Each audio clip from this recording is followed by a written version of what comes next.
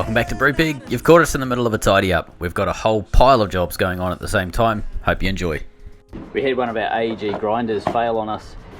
We decided we're just going to replace it with another of the same. These things have got a 6-year trade warranty on them and they're absolutely awesome. Our last one didn't last 6 years, but we absolutely trashed it. So they're only $100 for a grinder that's built as well as they are. So yeah, we're awesomely stoked with these.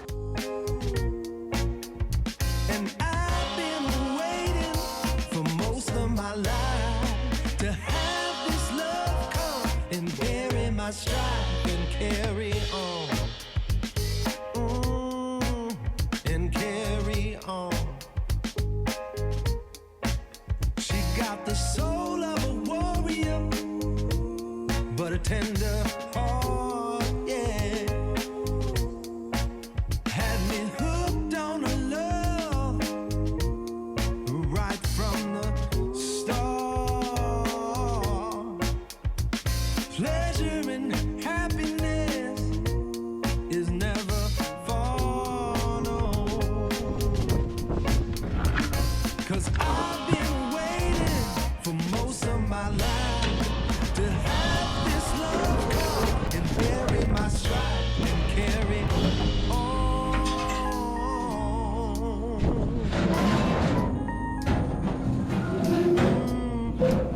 And carry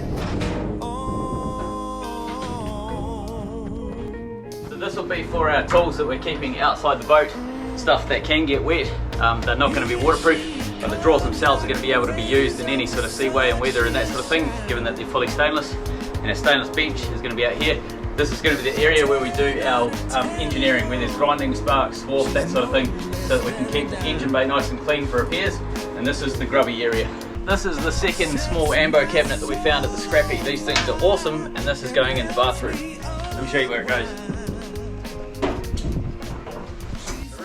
About mounting it horizontal at the top here. There's quite a few reasons why it won't work. One is basically we have to try and seal it from mold at the back. It's very difficult because this is going off on an angle. It's going to put the cabinet at an angle. Everything starts to get weird in the corners and stuff like that. Long story short, it was just too difficult. We also can't screw into the roof because that's underneath the dash and we can't get to it on the other side, so we weld anything or we cut anything, good chance we're going to bugger the paint and then we're going to have rust spots there. But what we can do is we can access this wall here. So our thought is actually mount it vertical in this corner, up in here, like that, and then we have brackets and so on so that it stays in there. And these are opening to the wall, so they're really easy to access. We've got the little dividers, so we end up with lots of separate wee shelves. I think it's a cool little solution. And extra bonus, all the radiuses on these corners are pointing in the right direction. So this is going to be a cool little cabinet. And we really had no idea how we were going to solve storage in this room. So I marked the original mounting holes onto the wall so I can start drilling and tapping. Cool thing about metric taps and drills, if you're trying to figure out what size drill to use for a metric tap, just take the diameter of the tap, in this case 6mm, and then minus the pitch length. So in this case the pitch is 1mm between teeth. So it's 6mm minus 1mm pitch, ends up with a 5mm drill. And it's the same across the board. If you want to do an 8 by 1.25, you need a 6.75 drill. So it's an awesome way to know exactly what size hole you need to drill for every metric tap that's out there. This educational lesson brought to you by the rest of the world that doesn't use Imperial.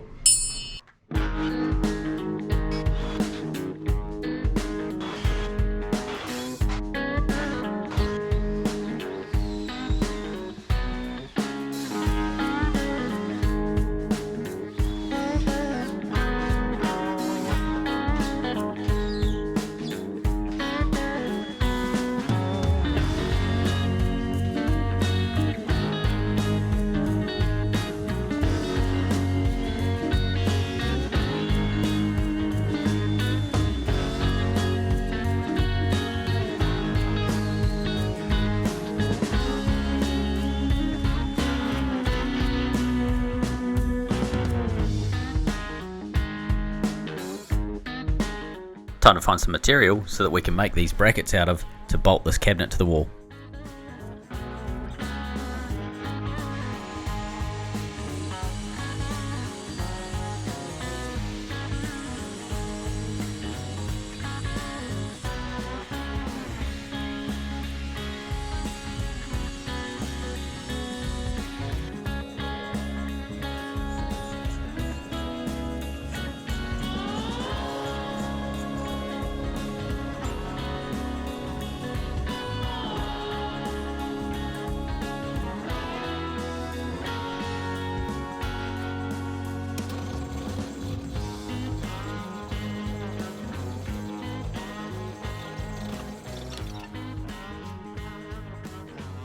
there's 4 of those aluminium plates that you just saw me drill, 1 for each bolt, 4 bolts that hold this on.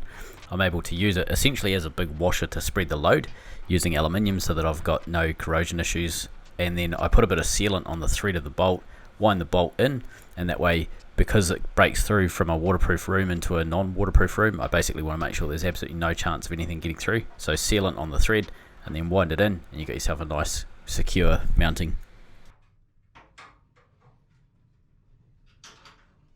It's an awkward position to get the Allen key into these storage units, but I figure I'm not going to be taking them off very often, so it kind of doesn't matter. Put up with it, it'll be over soon. Once I got them bolted in nice and tight, I wanted to make sure that there was no chance of mold. So this is a mold-free silicon, basically gives you a 10-year guarantee of not having mold. Essentially every corner, every join, every nook and cranny has been sealed up so that there's no chance of air movement and therefore mold behind the cabinet. And then clean it off with a finger so I get a nice radius all the way around. In the background while that's happening, I need to start filling another IBC. I feel like we've been here before.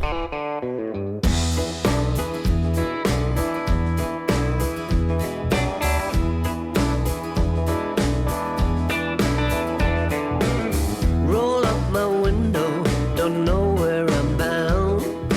Driving by the river, there's a hole in the ground. Current sand level. It's time. We need to give the Cummins some lovin'. Because we're in the engine room, we are doing some cool stuff on the Cummins. I'm obviously wearing the Jess Ashdown commemorative badonkadonk helmet. What I need to do today on the Cummins is put the new coolant reservoir that I'm building onto this. So at the moment we've got this ridiculously small little wee 1 litre thing. Slap that on there just so that we can pressure test everything and make sure that the whole system doesn't leak. It doesn't leak, I just need to make a bigger reservoir now. Everything's full of coolant. The motor's been sitting with coolant for a long time now, and it's mainly so that we don't cause any issues with our liners. If you leave these motors with just straight water or no coolant, sometimes you can have a lot of issues with the liners corroding, hence it's been sitting with coolant. However, we need to get this motor operational again. So we've had it running, it can run right now, but we need to get it so that we can run for days and days at a time, and that's what this coolant tank is. Essentially, it's a reservoir of coolant or water and coolant up high. And it's going to gravity feed into the engine. The reason why I want to mount it up high on the deck head here is so that any air bubbles that are caught in the motor or the keel cooling or any part of the system eventually work their way up to the tank, and that tank always puts coolant down, air up. So that's the plan. It's a fairly standard way of doing it in trawlers. I've looked at a few trawlers that have done this, and that's where I've basically got the idea to do this from. Introducing Brupeg's new coolant tank. So it's basically a big alloy square box. I think it's about 60 litres from memory. I did work it out, but I can't remember what it is now. Essentially what it is just a simple box. I've opened this front end up and given it a clean up, made it radius corners and stuff so it's a lovely wee sort of shape. And then I've welded in these 2 fittings so we can have water in and water out. And then at one end, probably this end here, I'm going to weld the fittings on that. One will be a pressure cap and one will be a large diameter that we can just literally pump water in. So when we're filling this coolant system up, we don't have to go through a tiny wee pressure cap, we can go through a big 2-inch port. So that's yet to happen. However, I do need to figure out the mounts. So this is going to be basically mounted above the engine so that, as I say, so we can gravity feed.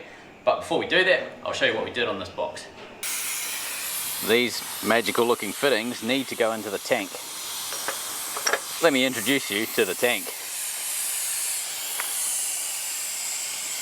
This is going to be our new header tank for the Cummins. We need to have a decent amount of volume available, but we also need to mount it quite high so that any air bubbles in the system end up going up into this tank, and there's plenty of coolant. So this is going to be our new radiator tank. Doesn't have to hold a huge amount of pressure, a couple of PSI. It's pretty thick, so it'll be more than capable of dealing with that. And we need to put these in. We're going to weld these guys in. We're going to put those in once we've given it a sandblast.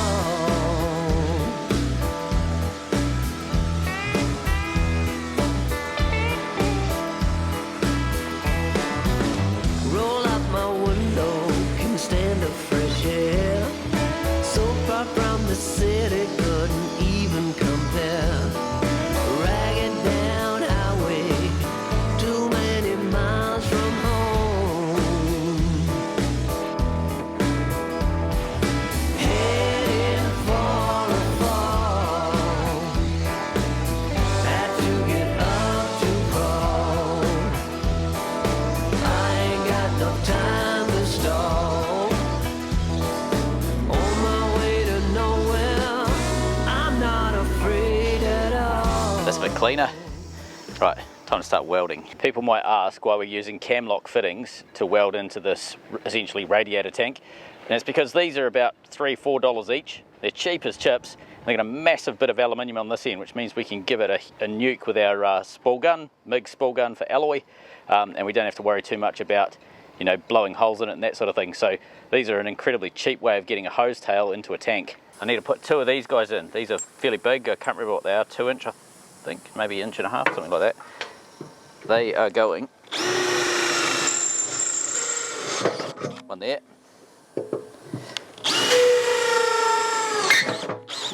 one there. Normally I'd use a wax on this if you're cutting aluminium because it'll heat up and stick to the teeth, but I want to weld this so I don't want any wax in there. You can clean it out, it's just a bit of a pain. So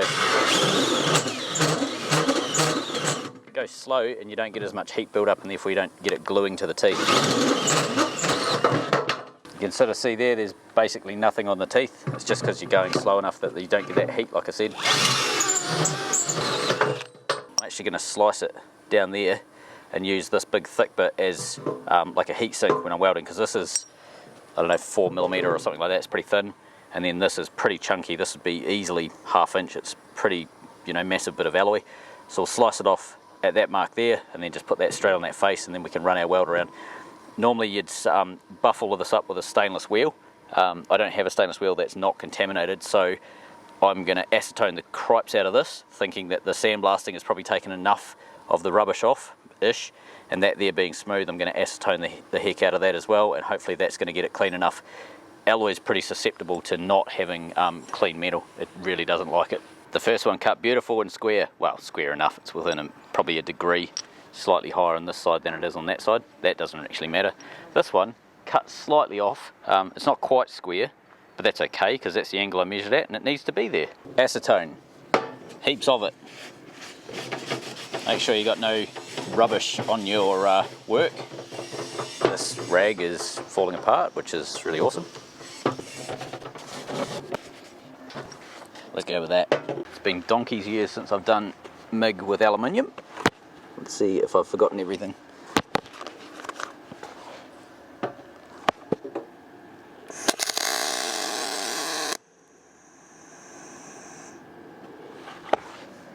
Right, that is definitely not going to hold bugger all.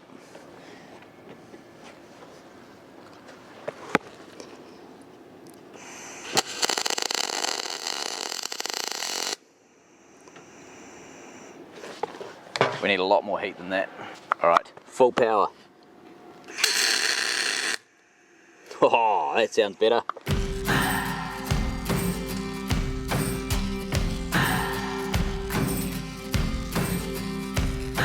Now I know some of you TIG tigers out there are going to look at these welds and go, crikey, those welds are impressive. But you know, you too can grab a spool gun and have a go. I realise because of the strategic opening, I can probably get to these holes from the inside, so I'm going to have a go at welding up the inside as well as the outside, double continuous styles. What do I believe? What makes me feel it to write you this song? 2 hours a day, 5 months and a year. Oh, I loved you too long. You keep blowing me out, I keep holding you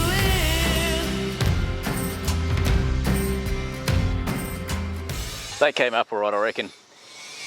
Again, they're pretty bulbous, but we'll do a pressure test on it and figure out if they leak, but I reckon they'll be alright for now. They're double continuous. I did manage to get all the way around the other side. Not in an elegant way, but in a way. Yeah, so we'll be able to start mounting this soon and plumb that up.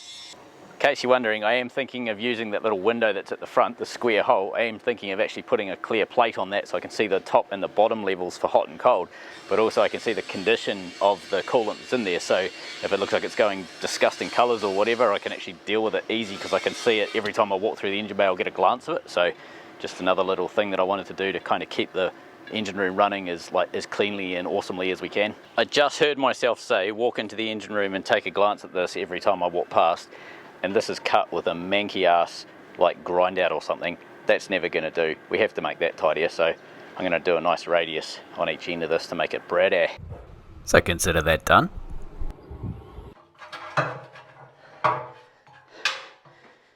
This is like significantly heavier than you'd think. Maybe this is the stainless alloy, the heavy brand. Right. That's our point of reference. It's at this point that the microphone and the camera died, but we had some cracker winds going on, sort of 25 to 30 knots blowing across the yard. It's a wee bit hard to show it in this shot, but whenever you walk down on the yard, the gravel was basically sandblasting your legs. In the workshop underneath the boat, when we're working there, the gravel has about 100 metres to get a good run up and hammer you from the other side of the yard right into the boat here. Look at this guy yabbering on to himself, out in the middle of nowhere, just talking to himself, by himself underneath the boat. Yabba yabba. Could be saying anything. No one really knows. Alright, in all seriousness, we need to make some mounts for this aluminium tank. I've got some 1/2 inch thick aluminium plate. I'm basically sanding up and trimming up all the edges because we're going to be welding these edges, so we need them to be spot on. So using the belt sander here with a 36 grit belt, we can go through and get rid of any rubbish off them, get a nice flat, smooth, polished edge. We do all 4 edges and then do the surface as well, so we're left with a nice looking bracket regardless. This is a wax that I use when I'm working with aluminium. It makes sanding discs and cutting wheels and so on last about 5 times longer. Alloy is notorious for melting onto your working tool, whether it be like a tungsten cutting tip or a sanding disc or a belt in this case. If you use wax, they last quite a lot longer because the aluminium slides off as opposed to getting melted onto the grip.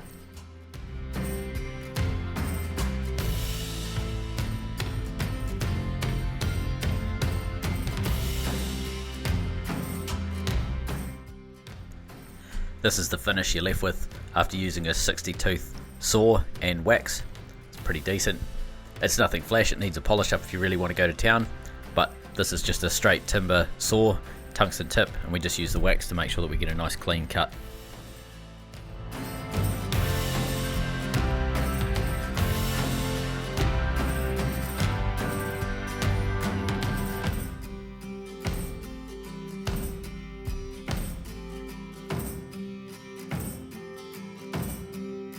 These are the 2 brackets that we've just made for the water coolant tank.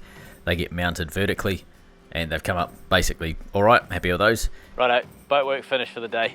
I think it's time to go down the beach and see this wild weather, see what it's like actually crashing out onto the rocks.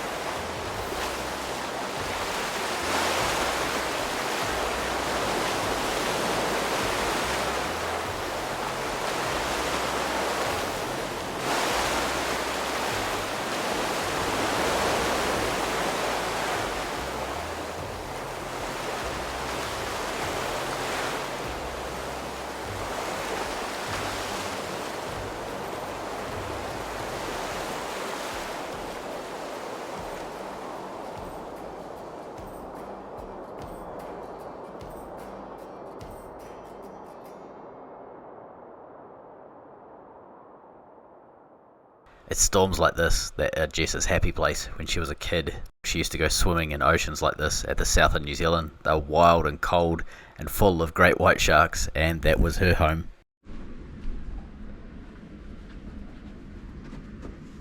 In a slight tangent to our normal boat building show, we have to start building some accommodation for land. We're going to be in the blast bay soon, painting the boat, which means it's going to be too toxic to stay on the boat.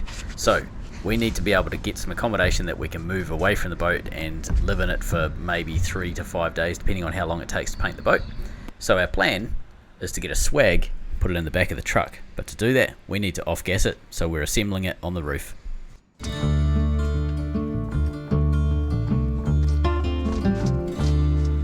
The cool thing about this swag, it's a 2-person tent that essentially fits inside the back of our little ute, but it's also going to fit inside our expedition dinghy when we build it.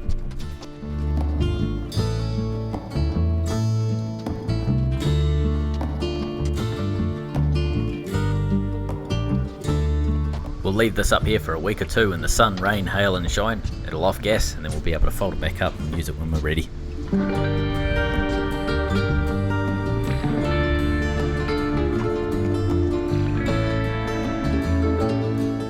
Now that the mezzanine floor has been constructed, it's time to get back into boat building. These 2 vertical aluminium uprights are where this tank bolts into the ribs on the deck head above the Cummins main engine. So we need to get them absolutely bang on or this tank's not going to fit. So I tack them at each end, then I adjust to make sure we've got it absolutely bang on, and then we start running beads down each side once we know that they're going to be in the right place.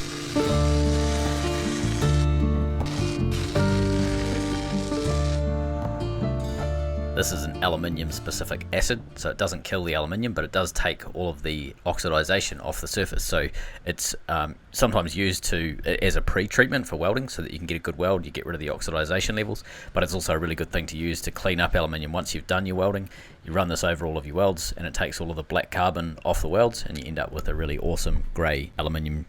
I've very strategically managed to lose the footage of welding these tanks, but I'll show you what the finished result ended up like. But this here is what it comes up like after you've given it the acid wash. So you can sort of see the welds themselves. They're reasonable, they're not like the most beautiful welds in the world, but it's been ages since I welded aluminium, and whilst they may be ugly, they are definitely not falling off.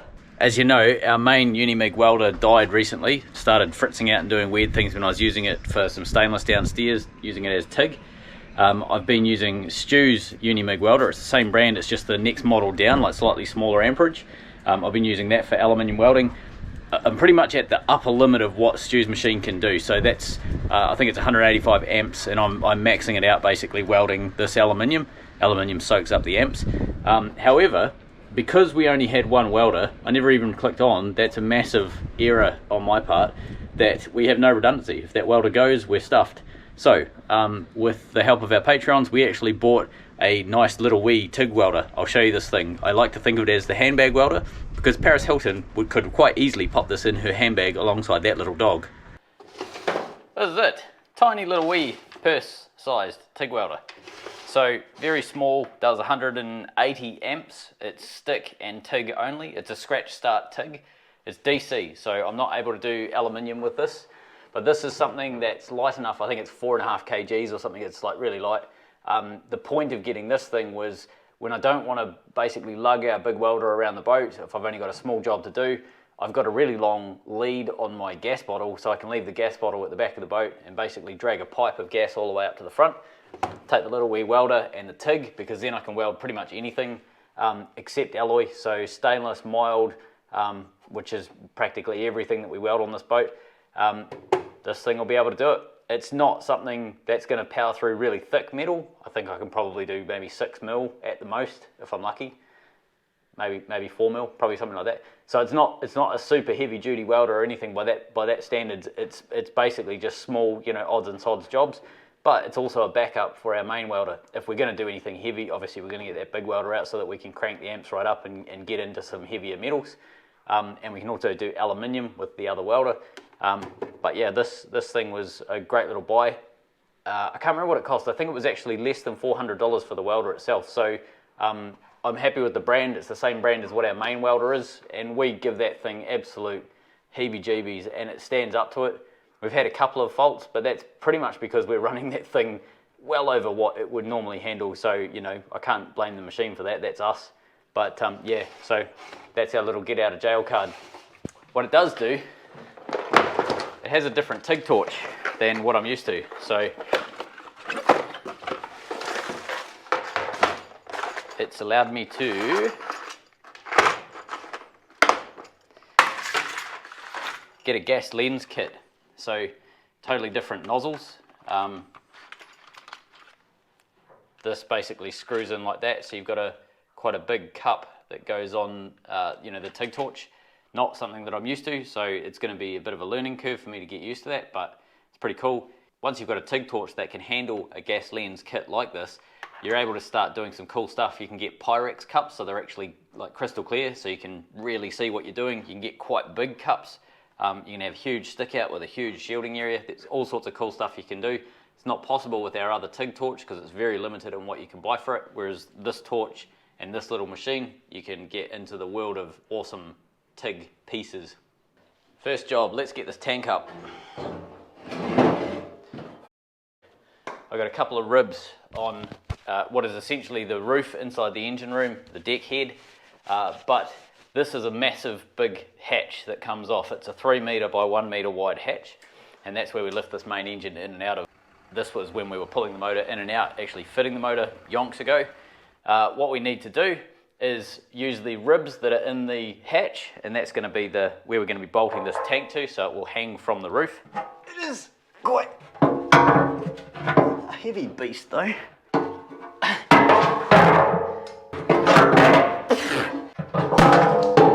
This would be easier with two.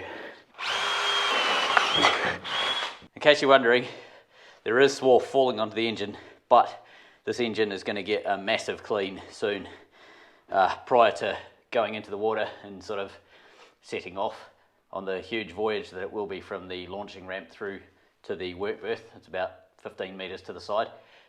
This is going to have a full workover to make sure that we're absolutely stoked with it. So don't stress too much about it being grubby at the minute.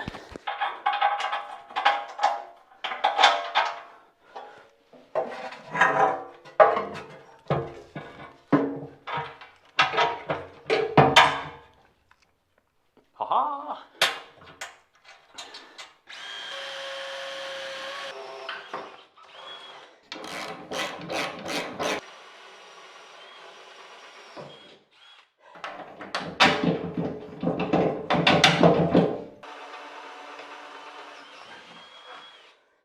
Whoop, whoop.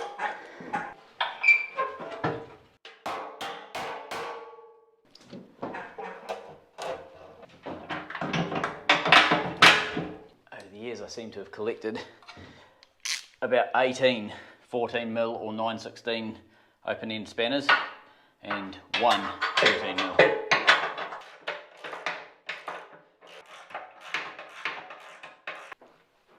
As a side note to doing this, when I dumped all the coolant out of that tank, you can see it's gone down onto the ground and you've got that sort of orange rust, disgusting rubbish turn up.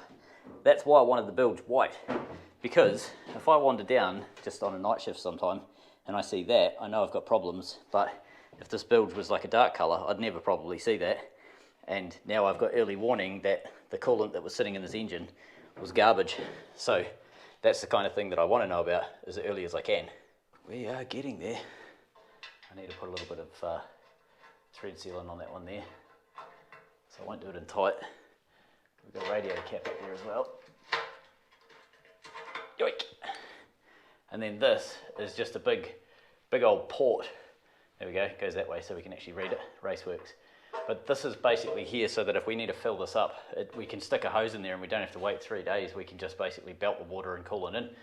If we had to go through this guy and you open that up, it's only a little 1/2 inch port. Yes, you could get a garden hose in there, but it's hard for the air to come out, whereas this thing here just makes life really simple. And then that wee cap is just a pressure relief, so we'll have a little tank. Might even use this guy here, but we'll have a little tank down here somewhere that just is a catch can essentially to catch any rubbish that comes out of there when it over pressurizes. And then we can do this guy up. This has got an O-ring on the inside, so it seals up on this face here. It's a beautiful cap actually, really, really nice. You can sort of see when we polished up around the edge here with the nice radius corner flapper disc, it comes up really nice. These welds were pretty big and bulbous and ugly, and yeah, by doing this I know that I've got no sort of pinholes or rubbish on the inside. I know I had solid metal. I was pretty confident I did anyway, but I'm also now absolutely certain because I couldn't double continuous these welds. I could only do one side, so I wanted to radius them to make sure that I had a really good fit up and no leak.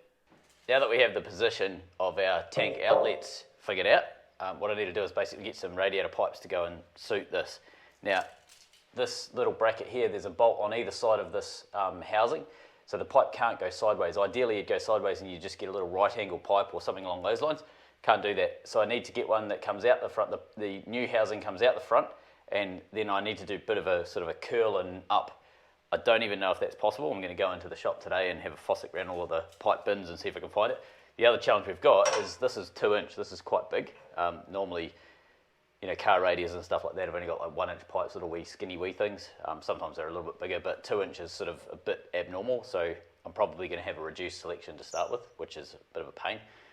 This side over here is relatively straightforward because I can modify this pipe to suit whatever we need. So I just need to get a straight one for over here, and then I'll get this black pipe here and we'll bend that, you know, kink it, weld it, etc. Bend that up to where it needs to go. That one's easy, I'm not worried about that one.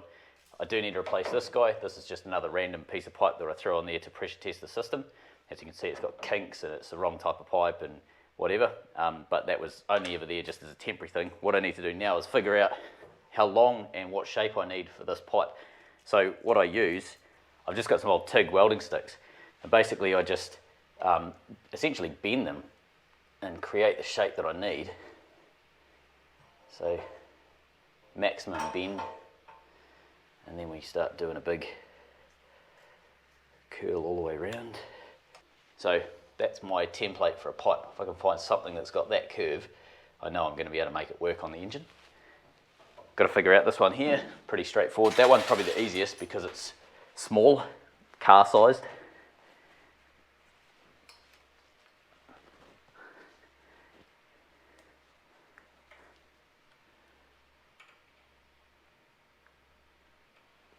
Right, and then trim it to length just with a pair of side cutters. Right, top radiator hose. Awesome, let's go to the shop and see what we can find. So we drove into town. We saw a tiny train. I headed into a shop and brought some stuff. We got hungry. We went to a different shop. Looked at radiator hoses. We drove to the other side of town to go into another shop, and then realised we forgot something at the first shop. Then we drove home. Parts. Right, time to glue these things together. Stainless U-bends. This is going to become our new radiator pipe. Gluing it onto the engine, taking it off the engine so that we can weld everything properly, wrestling with another pipe on the engine. That's the other half of the keel cooling. Right, time to take that off the engine and start welding that up fully as well. We had to do a couple of pie cuts in this so that we can get a bit of a bend going on to match the engine. We had a bit of an on again, off again relationship with this pipe. Oh, look, it's off again. And then we put some goo on it, read how to use the goo, apply the goo, screw the thing on that the goo does, put it in there, get the big tools out, crank it up, on again relationship, off again relationship, put something else in, put it back onto the engine. Huzzah! There we have it, mounted. At this end, we've got our low pressure radiator cap with our drain. We've got our big port that we can fill with. We've replaced this radiator pipe that was a manky old pipe that needed to go. We've built a custom little down hoodly doodly pipe in here because we couldn't get a weird shaped rubber pipe, so we've now got a stainless pipe that goes up to a hose tail which links up to a rubber pipe to allow flexibility in the system. And we're using these T-clamps, not the ridiculous Jubilee clamps, because these are awesome. Jubilee clamps belong in the rubbish. Same deal over here. We've got another pipe coming out, allowing for some flex into the system, into a big gate valve. This is very, very critical on Brupeg. So Brupeg operates in the tropics as well as polar regions. So we need a huge variance in our cooling system efficiency. So in the tropics, we have this wide open so that we can push water through a huge cooling network underneath the boat. That cooling network is going to be moved internally eventually, but whilst we're in colder waters, we don't want the thermostat going open, close the whole time. So we actually crank this back and make the cooling system a little less efficient so the thermostat can run as it should. So it should be sitting wide open most of the time, and we can alter this to make our cooling system essentially allow for the tropics or the polar regions. So this comes through into a pipe. This is a big heavy wall stainless pipe that we've had to modify. So you can sort of see there's a kink there, and a few welds and bends and stuff in here. Threaded fitting, had to make a small adjusty piece. This piece is straight, and then we hacked out a V and we welded that back up.